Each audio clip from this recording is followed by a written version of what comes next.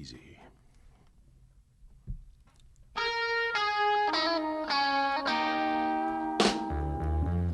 Oh, Jesus. Oh, God. Oh, good to... What? Good. It's good to... Wow. Good to be back. Yes. Welcome to the... Gentleman's Dojo. Coming in hot. Real hot. Yeah. Hot, stanky, dirty, Couple of good shows. Rough. A lot of positive feedback. Yeah. Yeah. Watch out. 17 reviews on iTunes. We have 17? Ooh. We're up to 17. 17. It's feeling good. It's feeling good. Steve Simone has 283. Does he really? I don't know. I'm totally joking. To my left from Detroit, Michigan, the city where the water sucks. Yep. Flint, Motown isn't even there The anymore. governor should resign. Yeah, everybody's in jail. The city's crumbling. Yep. Gary Cannon. To my right, from Pittsburgh, Pennsylvania, claiming to be a comic, Steve Byrne. Shut the fuck up. Good seeing you We again. have an incredible guest today. Yeah. A man I know. I'm so happy to have him here. A man I know from New York City. We started kind of stand up at the same time. We were here together. Yeah. I met him in New York. He's in L.A. You catch him all the time on ESPN. You know who he is. You know the voices. And They now, do know the voices. You know Denzel. You know Donkey. You know Tracy Morgan. You know Jay-Z. Yeah! It is Dean Edwards, everybody, in the dojo. Also has a show here on the network, which I knew about. Yes. I told you about when you walked FuthaMuckin in. Protocol. You said it right the first time. That's awesome.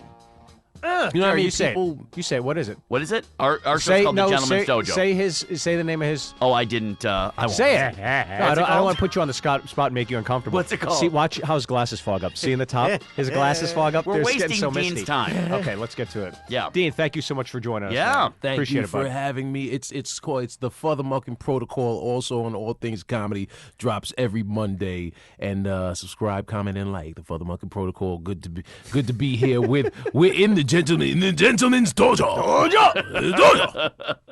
Yeah.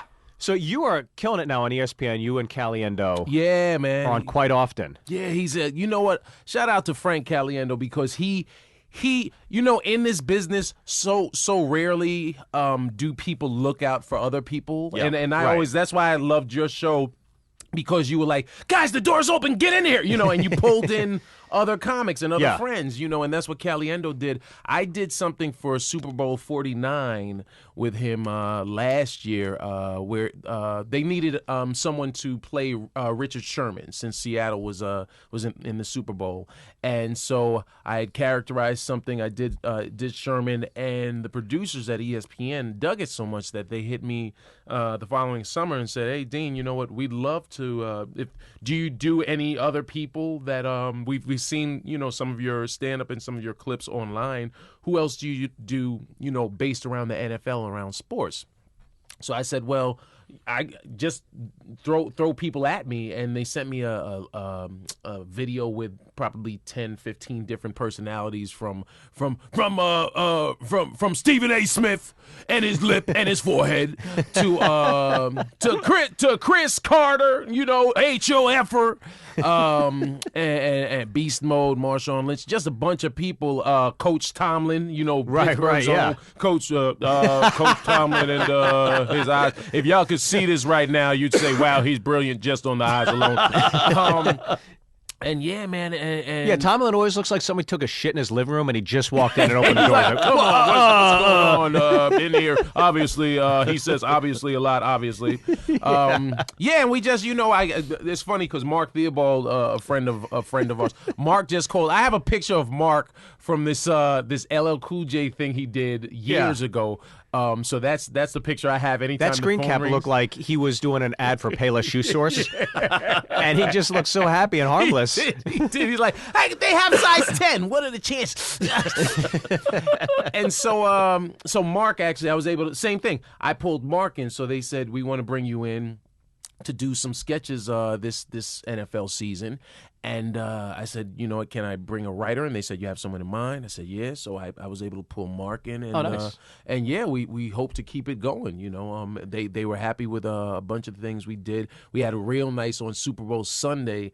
Caliendo and I did. They split them into about 4 different sketches, like 90-second to 2-minute sketches that ran during NFL Countdown. And, you know, they just hit me last week saying, hey, we're looking forward to next year, you know, so fingers crossed that they bring us back. Now, are you a big football fan yourself? No, that's what's hilarious. Really? Yeah. I don't watch I watch football the same way, you know, like your Nana watched football on Thanksgiving Thursday. You know what I mean? Like, Right. It's on, you're like, oh, the Dallas Cheerleader Cowboys, you know, and Dallas Cowboy Cheerleader. That's how bad I am. The Dallas Cheerleader Cowboys. The same way the TBS executives watch Sullivan and Son. That kind of Okay. way. It's on in the background. Moving on. But it'll eventually be over. We have a guest here. I take it you didn't cast him. On the show. Is that what? No, he was the audience warm-up. Okay. I did the warm-up on his show. Okay. He's so behind camera talent. Yeah. Okay, all right. I'd never warmed up a drama before that show. Shut the fuck up. Back the Dean, our guest. Now, what is it like, though? Because obviously when you're in the world of ESPN, look, it's so obvious that you could, you know, the big marquee names to go after them and do impressions. Right. But again, when you're doing like a Stephen A. Smith, who is a celebrity within himself, or a Michael Wilbon, or any of these guys, these tentpoles of the network, is it tough because you're going to be sharing a desk with them at some point, or you're going to pass them in the hall? Or No, you know what? The flip side of it, I was nervous. Are they flattered? Because the they're thing. not used That's to the getting thing. made fun of. They're writers. Caliendo told me later on, he was like, Dane, let me tell you something. They all want you to do them. They're gonna act like they don't, but they do, because after we decided we were gonna do some, my first one. I decided, you know what, I want to go in start with a bang. So I'm gonna do this sketch where it's I want to do sort of like Eddie Murphy at the Clumps dinner table, where I'm just doing a bunch of different characters. Right. And so it was me as Denzel, me as Tracy Morgan, me as Coach Tomlin, and me as Chris Carter. And Carter was interviewing Tracy and Denzel, and then Tomlin was live via remote. And so, and for me, it wasn't about the fun. The first one, I was like, I'm doing a lot in a little bit of time, so I want it to be funny, but I want people to say, wow, that's crazy. That's all him, you know? Right. And so after we did sort of a rough edit, I had to send them video of me doing a bunch of them. That was sort of like my audition to the bigwigs at ESPN that would say, here's some money, you know. Right. So we did one. They sent it. I didn't realize until the day I got up to Bristol, Connecticut, where their campus is, that they were showing them. So they showed. Oh. So the day I went up there on a Tuesday, and I think we were shooting on Wednesday. I went up on Monday. We were shooting Tuesday morning, and so Monday they're like, oh, Dean, you know what?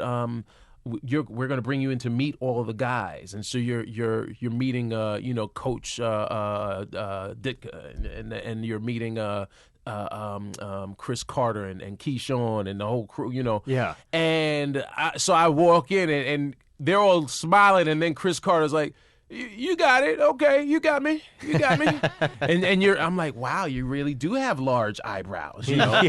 What large eyebrows you have, Grandma. And he pulled me to the side, man, and this is what I appreciated. Chris Carter pulls me to the side, CC, he says, he's like, hey man, I just signed a contract. I'm gonna be here for a long time.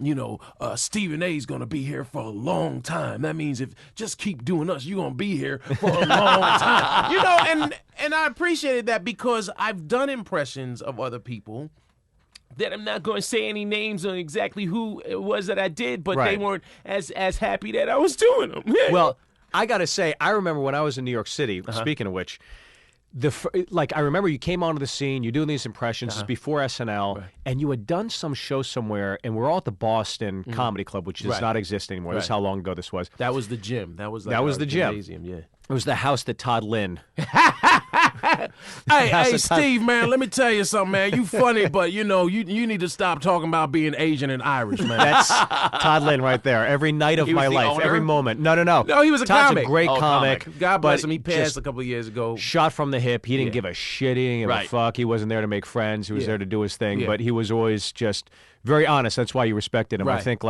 he was overshadowed by Patrice at the time because Patrice was just so, literally physically just such a large person, but also such a large personality. Right. And Todd was, I think, very similar. Yeah, they were cut from the same cloth. Literally the same. Yeah. But Todd, that's Todd right there. But I remember, so you had done this Jay-Z impression, and everybody was going batshit crazy over it. And then there was a show you had done in New York, and Jay-Z was in the audience and got to see you do it. And it was the next day, and people were kind of like, oh, Dean killed it, and Jay-Z was there. And then I think within a year, that's when I knew, oh, my God, he's killing it with all these impressions. And then all of a sudden you got SNL. So I remember that was the first thing I remember back in the day in New York of hearing oh, Dean's got these impressions down there. Yeah, well, you know what? It's funny with the impressions. I had stopped doing them.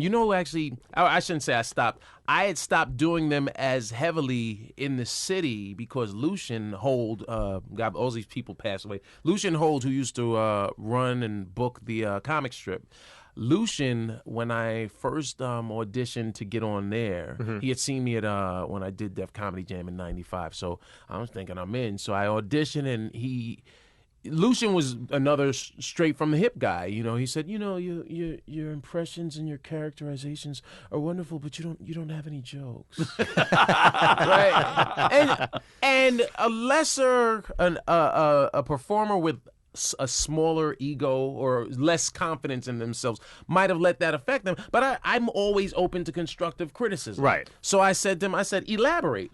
Well, when Jerry Seinfeld doesn't have brilliant stage presence like you do, but he has brilliant jokes. So when he says, why is it he called the best man when it's not the man that's getting married? That's a brilliant joke. And so from that, I said, you know what? I want the respect of comedians in the comedy world. I don't want to be Rich Little. I don't want to be he's an impressionist. So I always had that. I would do the impressions, say on a weekend at Boston or Stand Up New York or the Strip. I do them to kill if I have to close. If I have to follow Tony Woods and you and Chappelle showed up, I'm like, all right, we got to win tonight. So I'm shooting every impression I have out. But for the most part, I said, you know what, I want to start crafting jokes. I want to craft material so that I get the respect of you and Voss and Patrice and Todd. I wanted respect from my peers so that the probably the year leading up to SNL, in the city, I was doing them on the road. I was like running NACA at that point, 70-something schools. Wow, February booked up. Yeah, and that's all you wanted. That's what I mean. That's all you wanted. You were like, all right, if I can get 15 dates out of this national NACA appearance, I'm good. And I wound up booking 70. Wow. And then I burnt myself out. It became too much. Yeah. And that's I think that's always the trick in what we do is knowing when to say no. I gotta stop. Right. I remember J.B. Smoove was the king of the Chitlin circuit of the black comedy clubs and just one-nighters all over the country, and everyone was like, man, JB just has to, if he slows down, it'll give Hollywood a chance to notice him. And as soon as he did, everything that's happening for him started to really but to go back to what you were saying a second ago, sometimes when you think of these impressionists that are obviously comedians, it's like they'll go up and they can just kill and kill and kill, and the impressions are spot on and they're goddamn funny, but you don't know anything about that performer. And the one thing I've always respected about you is that even when I think of you now as a performer, I see you sitting on that stool. Oh, you don't go up and you're not selling the impressions. You actually take a lot of time to pontificate and to do stand-up as you. Right. So I think when people think Dean Edwards, I think of you as a stand-up, and the impressions are secondary, even though the impressions are fucking awesome. Right. So that's the way I think. You. I think most comics look at you that way. And I think that's a tough trap when you because you could go either all in on the impressions, which is the easy thing to do. The harder thing is to do what you did. Right. And I've always felt like the reward for working harder than settling for the easy route. It's worth more. Even it's intangible, because respect. Respect. Hearing you say that, I remember Patrice on Jay Moore's podcast. I think it was his final time, his final interview, and they were talking about something. Or no, it might have been an interview, but he was like, Dean doesn't do what a lot of these cats out here are doing, and I was like, I take that as a salute because I didn't want. I worked hard to carve out a niche. I know a lot of comedians that are impressionists first and kill and get the standing ovations every night and destroy, but they're not. You don't look at them like, yo, did you see his special? Did you see it? I want people to like, after seeing me like DC Benny last week, I've been doing this sort of dark material where I'm talking about suicide and funerals, and DC's like, yeah, Dean, man, I saw a different you tonight, I said, oh, yeah, would you? He was like, nah, I liked it. It. It surprised me, but I liked it. And I was like, you know what? That's what I like to do because it keeps people guessing, and then you're unpredictable where they don't know. Like at the end of my shows when I'm on the road, even last week, someone yells out while I'm on stage. I think at the Factory on Thursday night. I had done the suicide material. I'd done this dark material, and then as I was getting ready to get off stage, I hear, "Do Denzel," and I've come to grips with being comfortable with that because I know it's coming from a place of respect and admiration. Right. And so they're yelling that out like, hey, man, this is my girl's birthday. Please do. I know you do this one thing. Please do it.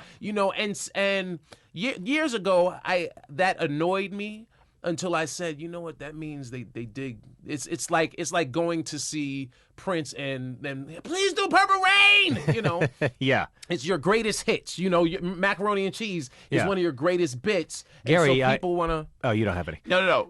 People do shout out during Steve's show, but they're always yelling, "Wrap it up." Shut the fuck up. And then I have to tell the club owner, hey, Christ. he's a special guest. Okay. Yeah, so, but it was like Dean was saying, but like with Chappelle, when he would come into the club and everybody would want to see the Rick James thing over and over again. So it's this really nice kind of sense of, hey, people really know you. Now, what was your first impression where you think, I gotta Michael act Jackson. MJ. Well, when I was a kid, it was Bugs Bunny. I think just because as a child, people always ask, well, how do you, it's funny how people come up like, yeah, man, I want to do impressions. How do you do that? I'm like, it's not how it works, Yeah. it was just a natural gift that I had from mimicry. And so as a kid watching, Bugs Bunny and, mimicking, I say, Foghorn Leghorn, Yosemite Sam, all of them. And if you listen, as I've gotten older, you're like, those are all the same person. You can hear Mel Blanc, yeah. If you listen, you're like, that's Mel Blanc's. You can hear a sort of undertone to each vocal characterization. And so, I would do that and then bring it to school, and my friends like, oh, they sound just like Bugs Bunny, and there was something, exciting about being a kid and having everyone's attention, you know, doing these weird voices. And so you have a knack for the voices, and then obviously the one thing we have to ask, I think, because everybody loves the show and knows it, obviously. Where were you when you got the call that you got SNL? I was, I got I'll tell the story quickly as possible. Aaron's probably sick of hearing it because I've said it a couple times. But I'm always fascinated, like, where you were when I you was got the word. Well, here's what's funny. I booked Mad TV first. Oh, wow. And another little tidbit, I said no to SNL at one point before I got it. So the quick story really? is, I had auditioned for a sketch show the year before. Remember UPN they had like a sketch show. They saw me in New York, flew me out here to L.A. I stunk. I bombed. Went back to New York, licked my wounds. I was like, I never want to experience that. The only difference between you and Gary is that Gary stayed here. You went back to New York. I should have left. So I go back to New York. I said, I got to figure this out. So I found like a Second City satellite improv class. Took that it was right above the Comedy Cellar, right? It was like this showroom above the Comedy Cellar. Took those classes. Next time, Mad TV had auditions coming up in like May, June of 2001. So I said, I happened to see Jimmy Fallon's audition tape. And with most sketch shows, they do 3 characters, 3 impressions. So I said, you know what? My strength is my impressions. As long as I keep it within 3 minutes, I'm going to do as many impressions as I can. So I wrote a sketch where I said, this is my impression of Chris Rock and Chris Tucker hosting a Black Awards show that Jay-Z and Erykah Badu do a duet, and then Denzel Washington and Sam Jackson present a Lifetime Achievement Award to James Earl Jones, right? Wow. So I said that, I recorded it, rehearsed it a bunch of times, and then when it was time for the Mad TV audition, I'll never forget, it was myself, I think it was Donnell Rawlins, maybe Owen Smith was there. Yeah. I go in first, supposed to be in there 3-4 minutes. I was in there 10 minutes, and by the end of it, Nicole Garcia, shout out to Nicole Garcia, she's casting it, and she says to me, who else do you do? And so she's, so she's like, I said, I don't know, she was like, Steve Harvey. I was like, whatever y'all need me to do, and I was just, and never did a Steve Harvey, but I knew enough of his nuance that I could do something with it. So they gave me a call back for the next day. I leave, and Donnell's like, yo, young'un, I don't know what you did in there, but everybody hates you out here. Because all the actors are like, well, how are we supposed to follow that? Right. Yeah. So I leave, I'm walking up to Broadway and 70-something Avenue, and Steinberg, my manager at the time, calls. He's like, I don't know what you did, but they just called and said they want you for producers tomorrow. I was like, okay. So I'm excited, right? So that night we had a showcase. Steinberg had a showcase at Stand Up New York. I'm geeked because I had a great audition, so I kill because I'm sort of in the zone. I go back for the callback where they had me read a couple of scenes. That goes well. 2 weeks later, I'm shooting a commercial for KFC. Black man doing chicken. What are the chances? So I remember we're in West Nyack shooting right across the Tappan Zee Bridge. I'm shooting it. My agent calls. He's like, hey, handsome, I have good news and better news. I'm like, what's the good news? He says, good news is Mad TV, they don't even want to screen test you. They want to offer you 6 episodes and it'll roll to 13 if they like you. I'm like, all right, cool. And my lady's pregnant at the time, so I'm like, yeah cool. I said, well, what's the better news? He was like, well, that night that you had the showcase, people from SNL were in the audience. So I was like, oh, okay, so what's that? He was like, now I get to, and you saw that. He's like, now I get to be an agent, And I was also going to Montreal that year, so he took that tape, sends it out to every network. The networks all interested. I remember Ann Maney was at Fox, and she really wanted me. And everyone was saying, "Don't let him sign that thing for SNL. Don't let, he's going to get lost in the shuffle at SNL." But SNL has the history, Regardless of getting a $500,000 deal with a network or Mad TV was offering me, SNL is sort of the the platinum standard. Yeah. So fast forward, and we're trying to figure out what we're going to do. We were able to hold off Mad TV for a couple of weeks. Yeah. Finally, we find out SNL, in order to screen test for SNL, they get first refusal. So if I say yes, I'm going to screen test, that means I got to say no to Mad TV. Oh. And I was like, well, they've been so nice, They were so nice. And so my lawyer said, well, sometimes, because SNL can make you wait 3 months. And I was like, well, I'm going to Montreal. Yeah. We don't want to blow it. So he said, sometimes you got to have balls and say no to get what you want. So I tell my agent, all right, just tell him no. And I'm like, all right, good. That's a weight off my shoulders. Yeah. An hour later, we meet at CBS on Fairfax, and he's like, we got them to budge. They'll give us an answer in a week. Damn. So now we definitely have to say no to. So now we have to say no to Mad TV. Yeah. Felt bad.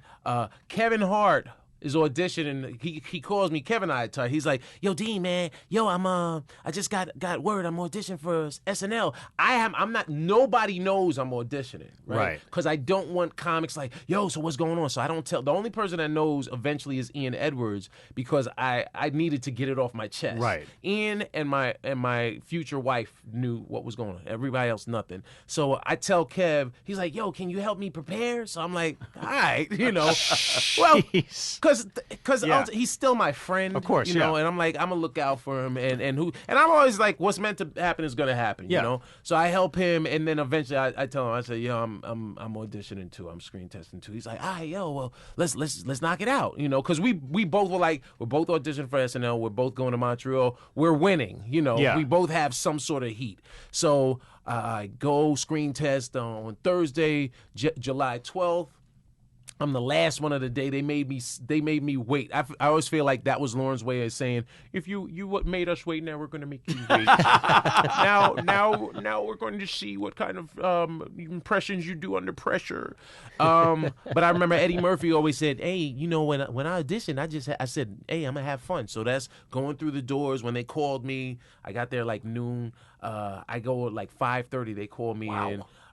You see home base where everyone's delivering their monologues. I get on stage. There's a camera on me, but there's a monitor on top, so I see myself. Oh, yeah. And it looks like I'm delivering a monologue. So I'm trying to be cool, but then I'm like, I have this big grin. Lauren's like, Dean, thank you for coming. I'm like, yo, thanks for having me. And people always said, don't expect laughs.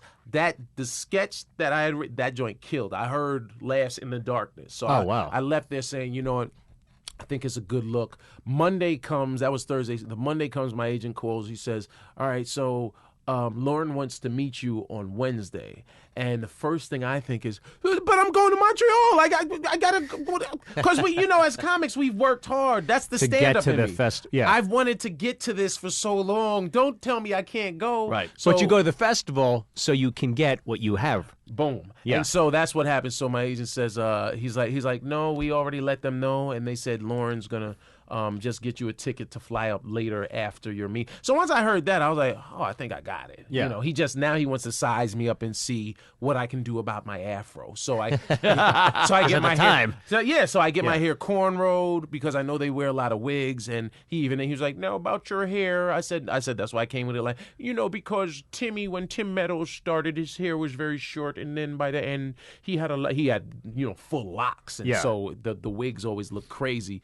And then Lauren never hires you. He doesn't say you're hired. He said to me at the end, after sitting with him for a half hour, he says, well, we'll see you here. And so when I walked out of the office, the producers, Marcy Klein and a couple others, they were like, so I was like, yeah, he was nice guy. And they're like, no, so what do you, I said, did he hire me? She's like, yes. I was like, oh, because you still don't know. Because he didn't say you're hired. He just said, we'll see you here. And then a car is waiting downstairs to bring me to the airport to fly to Montreal. Dude, so you go to Montreal, the festival, knowing you just got SNL. Yeah. How? Yeah. I mean, that's the greatest. It was awesome, and because there was no pressure, and I'll never forget. We got up there. They told me I couldn't say anything. Otherwise, what was the point? So we had to let it seem like I got it at Montreal. So I get there, and like Mark Hirschfeld from NBC Casting, he's like, congratulations. I'm like, I don't know what you're talking about. Because I don't know if it's a double agent. So I'm like, I don't know nothing. Yeah. And I'm tired because it's been a long day. Kev calls. Kevin Hart has always been a hustler, right? And you got to respect his hustle. So Kev calls me. Yo, Dean, what's up? Where you at? I said, man, I'm tired. I'm resting. He's like, yo, we came up here. Come on, man. You got to come down to the Delta. You got to politic, man. I'm like, all right. So I go in. I got to play this whole role. And then after my second showcase set on Thursday night, that was Wednesday. Thursday night, I was able to then go and tell Kev. I was like, I got it. And yeah, man, it was awesome because then everyone, Richie Tenkin is up there and he's like, yeah, Dean, come here. So you got SNL. Let me tell you about when Eddie got SNL. It was great having that type of attention, man. And then 9/11 happened the day I was supposed to start. Oh wow! Yeah, my first day of work was supposed to be the first official day for all cast and writers to assemble was Tuesday, September 11th, 2001, and we got preempted. And it was because we as Americans had never experienced that sort of trauma. I actually remember saying to myself, I remember calling Kenny Amon, who's one of Lauren's lieutenants. I was like, am I still hired? Because I was like, does life go? Remember that kid? Is this life? Is this going? Because I was like, are we still gonna make have people laugh? TV? You know, it was weird because I watched the towers from my window in Park Slope. I watched them on fire, and I watched them collapse from my bedroom window. You know, so it was a crazy summer, to say the least. Yeah. And then when did you guys go to work? Then we started the following week. Okay. That week, I don't know if you remember, Steve, but do you remember going to like Boston Comedy Club like the week of 9/11 and not even to get on stage, but just sort of to like just commiserate with each other and fellowship with other comics? Like, yo, what the hell, you know? Yeah, I remember clubs were closed for definitely 4 or 5 days, and then I think the Cellar or Gotham was the first to open, and then the other clubs fell in line. Right. And then when you, as a comic, those 4 or 5 days, I remember in New York going, I got to get a real job. Nobody's going to a comedy club now. I mean, this is done. This dream's gone. You know, it sucks. It's over. Right. And then you go there and you realize people just spent 4 or 5 days glued to their television. They're depressed. They need an outlet. Watching the loop exactly. of them continuously fall. That's, to me, that's what that's one thing that bugs me about the media. Because I remember saying to myself, I was like, I actually forced myself. I said, turn this off because I'm watching people die. There are people in there that are not getting out. There was a comic, Dogface. He was in one of the towers, and you're watching that happen. I was like, this is not good psychologically to constantly see. That's why I was so bugged with the whole like Eric Garner getting strangled by the police officers in Staten Island, and you know, people with this whole Black Lives Matter movement. As a viewer, as a parent, I'm like, yo, we shouldn't see, you're showing someone get killed. Dying, on a loop. And you're hearing him say, I can't breathe. Yeah. Why are you showing that? Why are we seeing that? Why is it okay to see a black male get killed on a constant news loop, you know? Yeah. And so that's something that I hope the media is getting away from doing. You know, there still are the killings, but I haven't seen.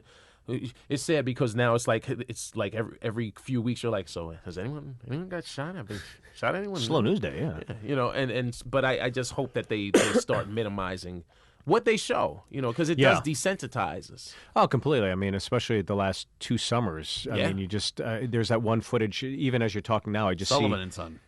Oh, Gary. I thought we were talking about more tragedy. You know, y'all remind me of Ricky Gervais's Stephen Merchant. It's like, fucking worst. That was just on a loop of that bar, and you just kept seeing that bar. The worst. You are the worst. By the way, later this week, Dean, Steve is going to be auditioning for that UPN sketch show.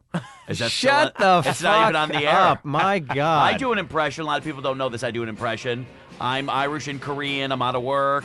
If anybody needs an extra worker at Subway, I'm Steve Byrne. Okay. Like, that's my impression. Thank you. Dean, how do you think? Please work on the macaroni. The macaroni. I got to tell you, when he was telling that story Yeah. about getting Saturday Night Live and the whole thing, I literally had a chill up my spine just hearing that because I had not heard that story. That's very incredible. That's a great story. Yeah, Dean, we cannot thank you enough for coming in. And listen, you can find Dean on his own podcast on All Things Comedy. Things Comedy. FuthaMuckin Protocol. You can follow me on social media at I am Dean Edwards. And watch him on ESPN and countless other things. man. Keep killing it, my friend. Thank you so much for joining Thanks us. for having. Thanks for coming. Gary, anything you want to say before we leave? No.